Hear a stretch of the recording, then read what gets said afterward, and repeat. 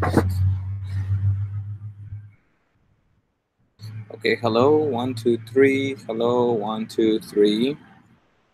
Hello, 1, 2, 3. Can you hear me?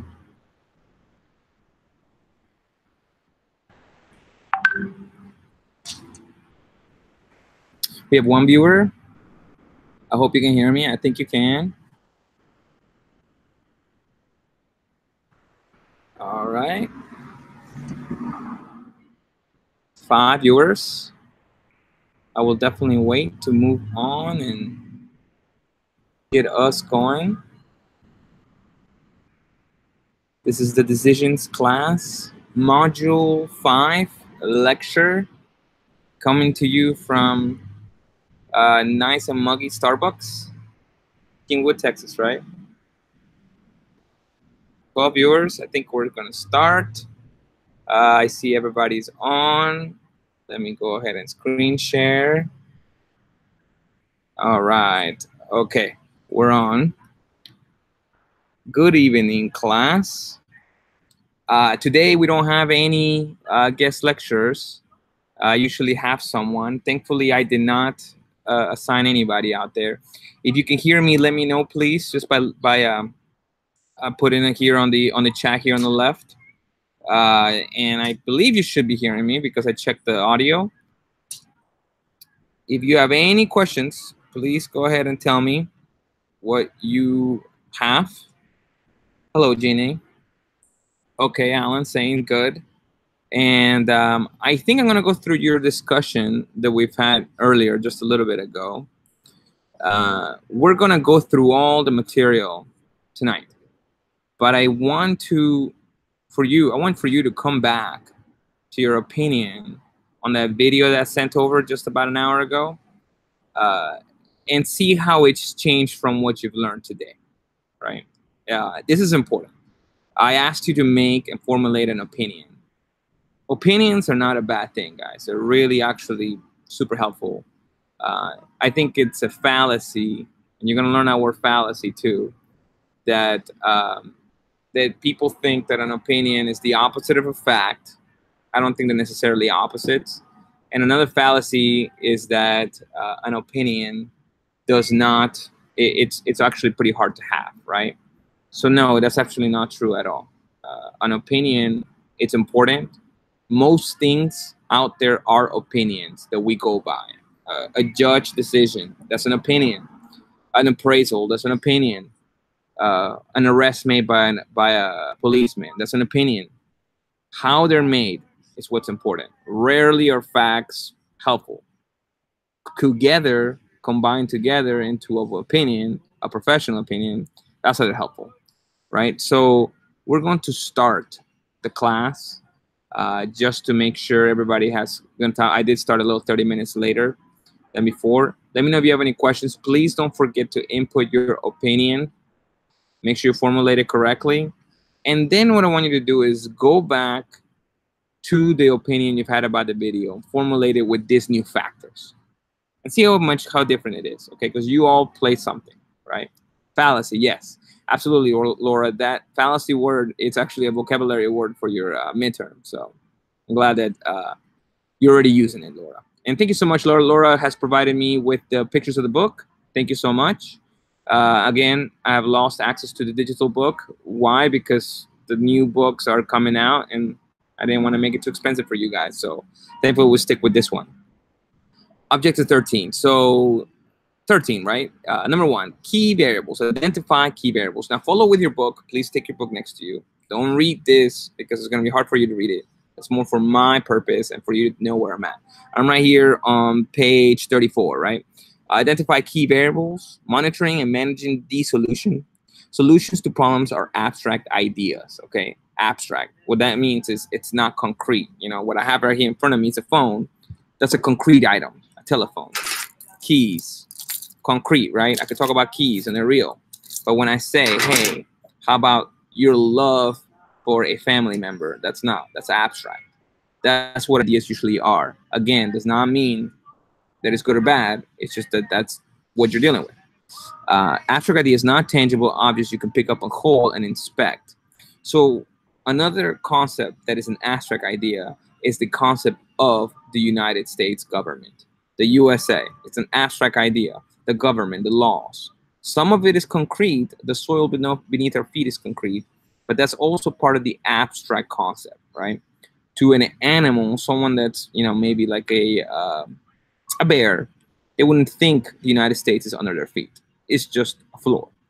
So the abstract idea that there's a government, the abstract idea that there is a Texas state, for example, it's abstract in itself. So don't believe that an abstract is not a good or bad thing, right? So it says identify the key variables and make sure that those variables maybe are abstract when you're making this solution. So that put that in your concept, so that as you formulate in it, you realize, well, sometimes they're not concrete. Select an appropriate level of monitoring. How are you going to monitor the solution? Are you going to use metrics? I want to sell a home. My home needs to have enough showings for me to sell it. I tell people, you know what, 4 to 5 showings every 2 weeks usually does the trick.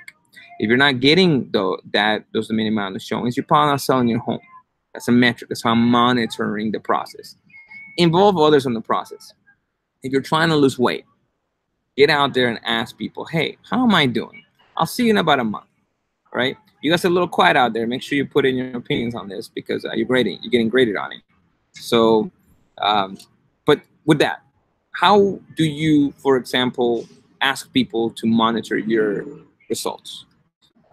If it's to be accountable for, maybe ask someone that already is doing certain item, like somebody's already losing weight. Hey, could you monitor it? They let me know how am I doing, right? I'll give you my results. It's important to have people outside of yourself to do this. Be persistent. People don't realize this, but results don't come in easy.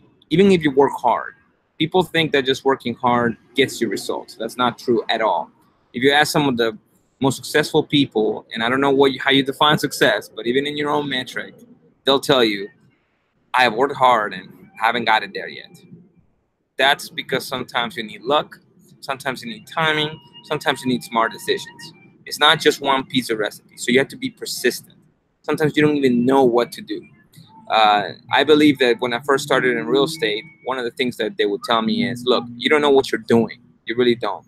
So you have to work hard. So the way you can actually try to get the new strategies that you need to do to get leads. So I worked hard for lots of years until I didn't have to anymore. That's important. And make corrections promptly.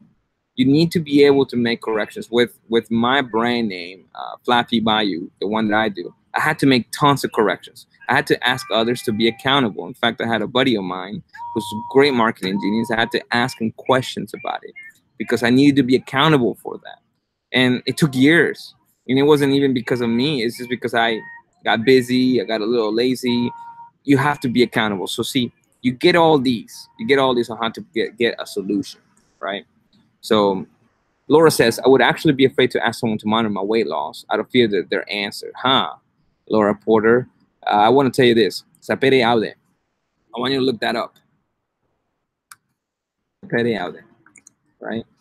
Look that up. What does that mean? You hear Semper Fidelis all the time in the military, but what is sapere aude? Look that up, because it's actually one of my biggest, one of the most important concepts that I try to go by, right? And it answers your question very well, Laura. Verifying the solution. So you have a solution, okay? You came up with things and concepts, and now you have it. So you need to, first of all, define success. What is success? I want to ask you guys, if I say I'm a successful person, what does that mean to you? And it's a different metric to everybody else. Everybody kind of assumes money, but that's not the same for everybody. Some people assume wealth or power, or some people assume looks. I don't know. Define success. And let me know what to you right now that is. What's your definition of success? Just one sentence. So test your solution. So let's say you have a solution. How is it going there? How are you getting there? What's your worst case scenario? Worst case, what is this? And if you notice, by the way, people talk that way. People that are professionals, they actually have this speak. At best, at worst. At best, at worst. At best, you can get an A in this class. At worst, you get an F. And people speak that way. It's not necessarily like a one ideal thing. It's multiple. 3, avoid the problem in the future. If you're attempting to create a solution, try to understand what you need to do to avoid it in the future, because you may solve that issue then, but in the future it may come up again. So as you're solving the issue, how can you in the future find a way not to get into it again, right? This is a perfect example for those who have dealt with jobs or careers. Okay, if at one moment in your life you felt like you were laid off, why did you get laid off? That's really important. Now you found the job, but did you fix that first issue, and why did you got laid off? That's just incredibly important.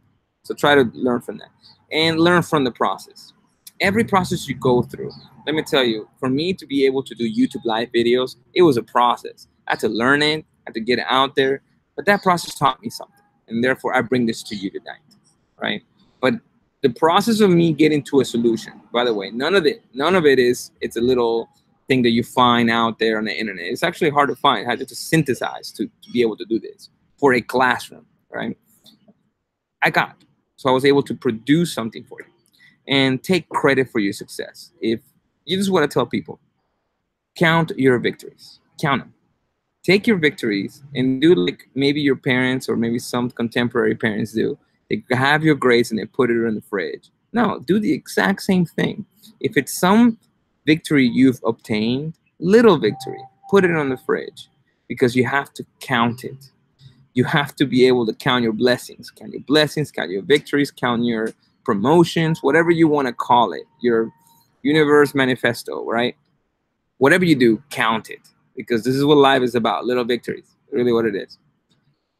Jenny says, learn from your mistakes. Okay. Success is how much money I make in my business. Okay, Jenny, I actually agree with you in some sense, absolutely. But even in some businessmen would say otherwise, right?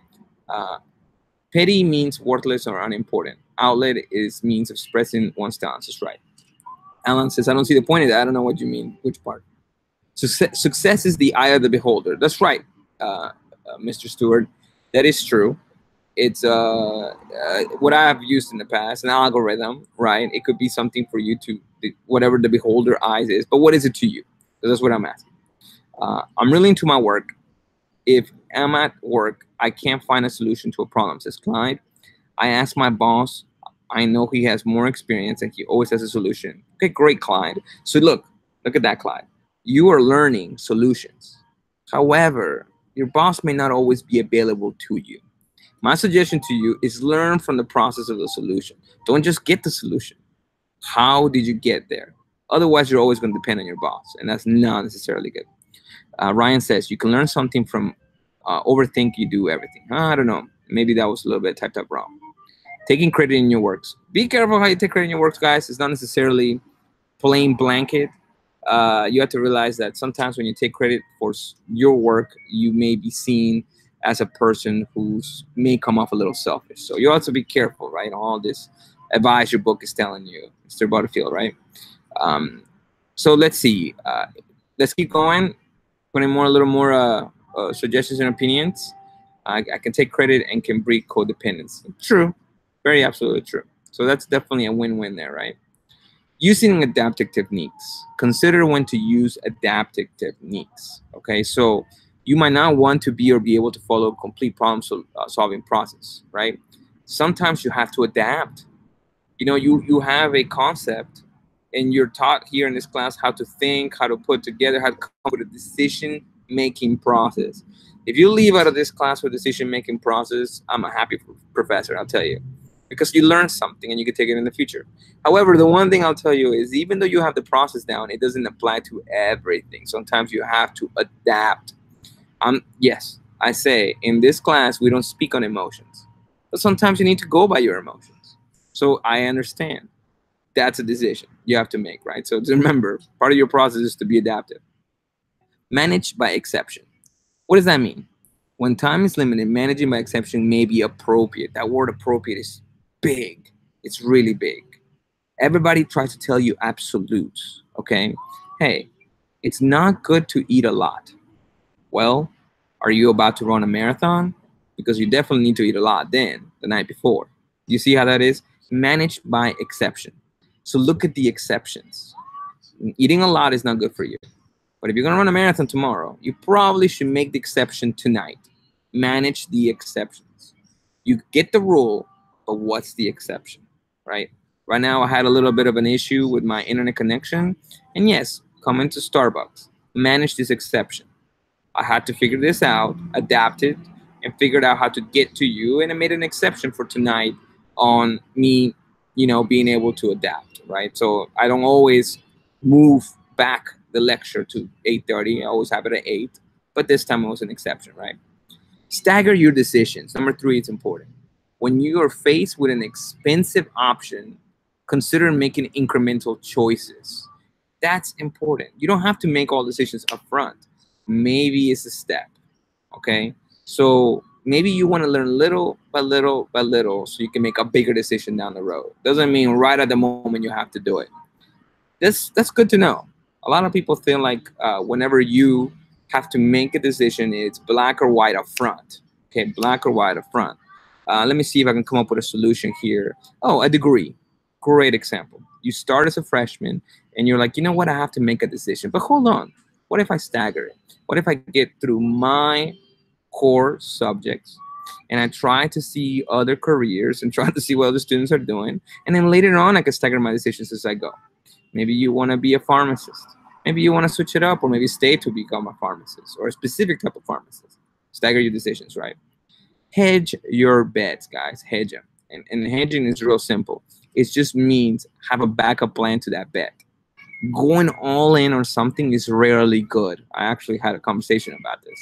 Going all in on something is rarely good. Even when I see all in, I'm like, what's the point of that? You're not hedging your bets on the other side. Yes, you want to be a winner, but you want to be a smart winner there.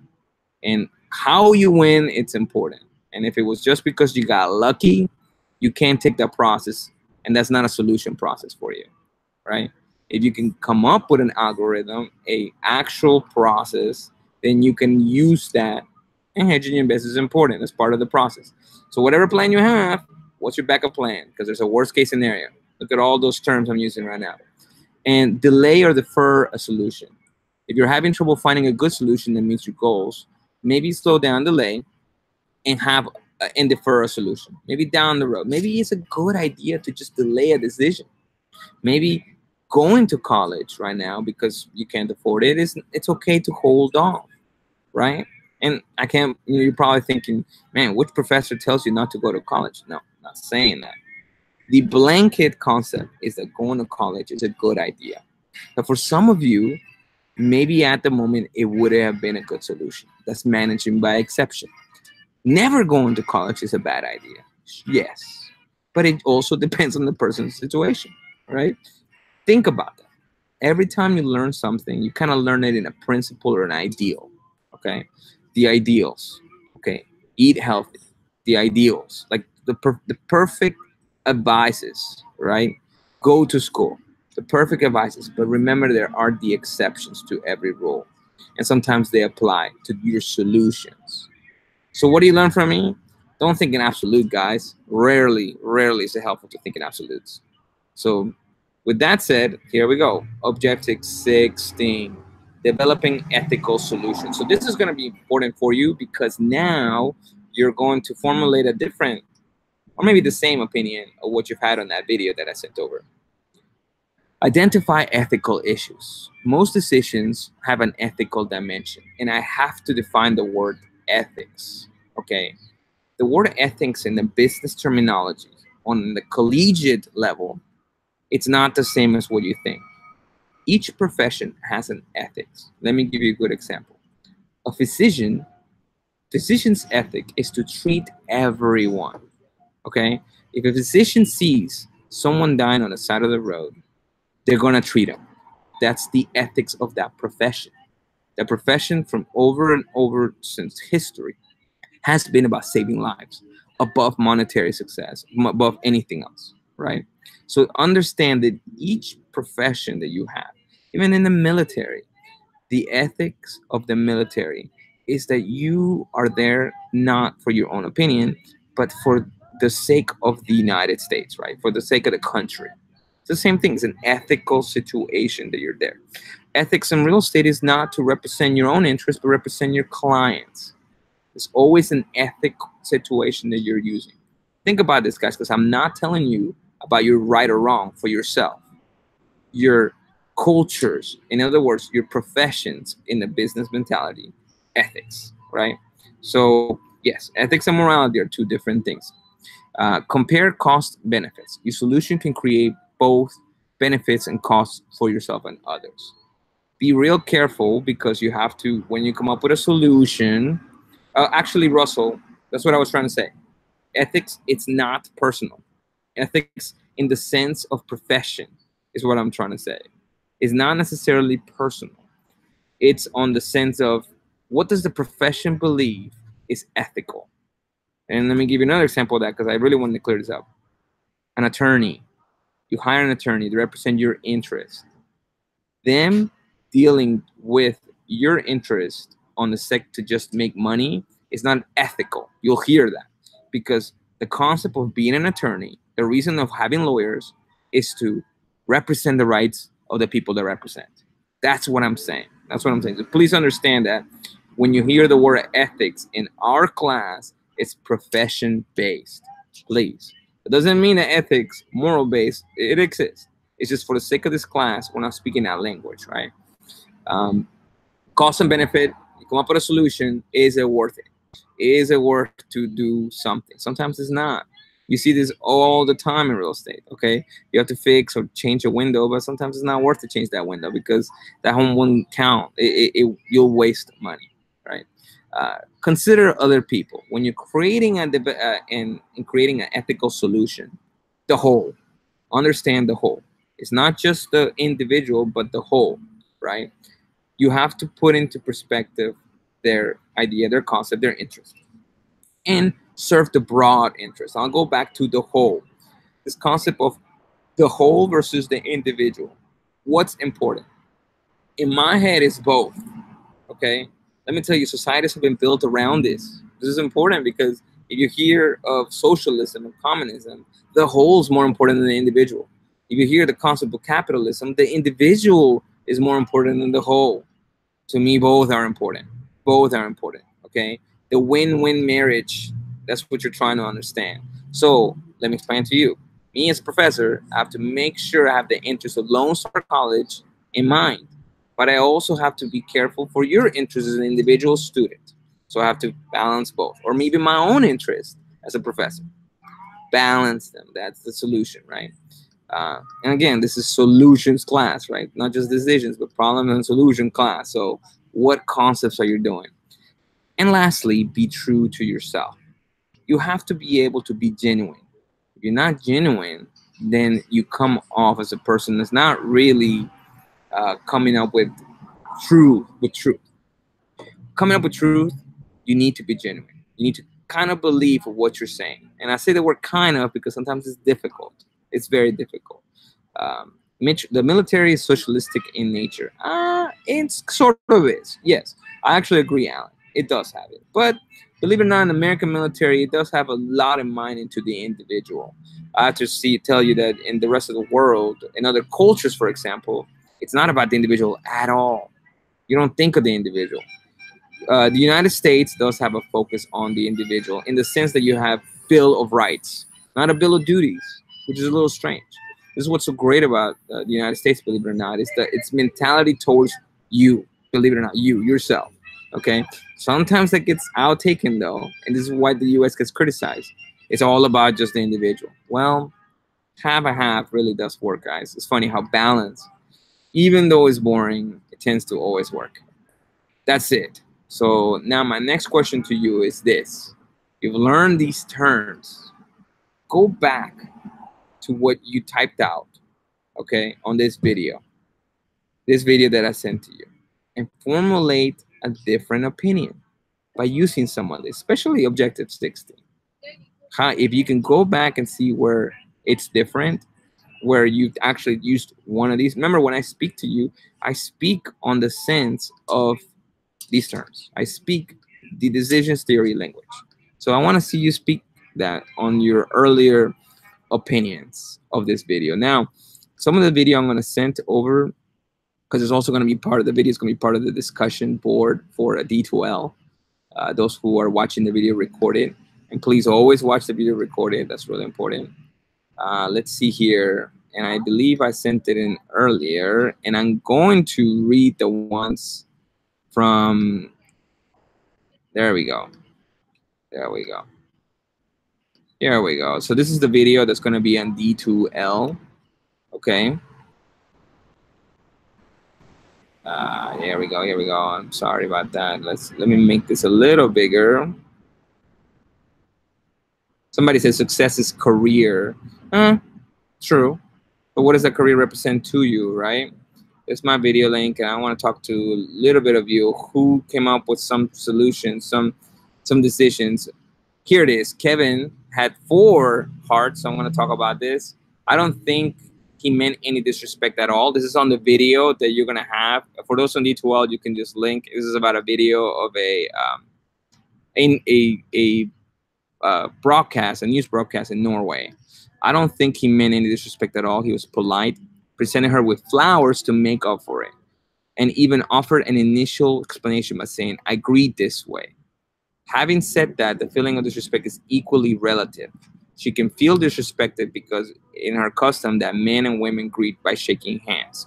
I would like to think that a religious conviction would trump a custom. Wow. But in her case, I think she just got offended way too easily, as most people do anyways. Kevin, that was a great discourse. Good claims. I'll tell you why I like it. The reason why I like it, 2 things. You saw the difference between the religious conviction versus a custom. But it's showing me that in your value system, because we speak values, that is more important than the custom. And you're right. It really was a balance between a way of life, a culture, versus a religious concept. That just means, Kevin, that to you, religion means more.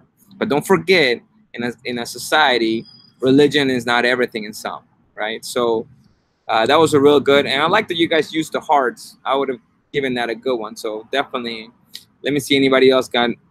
Someone else got 2 stars, 2 hearts. In my opinion, he was not disrespectful at all. Why? We all have our own beliefs of how we want to greet someone. It was his choice to greet her with flowers. He was respecting his wife's wishes. Welcome back, Clyde. Okay, so the Legina, that was actually not as bad. It was pretty good. Well, it was formulated. You still need a little more premises. And in the future, we're going to talk about premises and claims and how to build them. I actually believe that Kevin did that. It was able to put in some good premises there.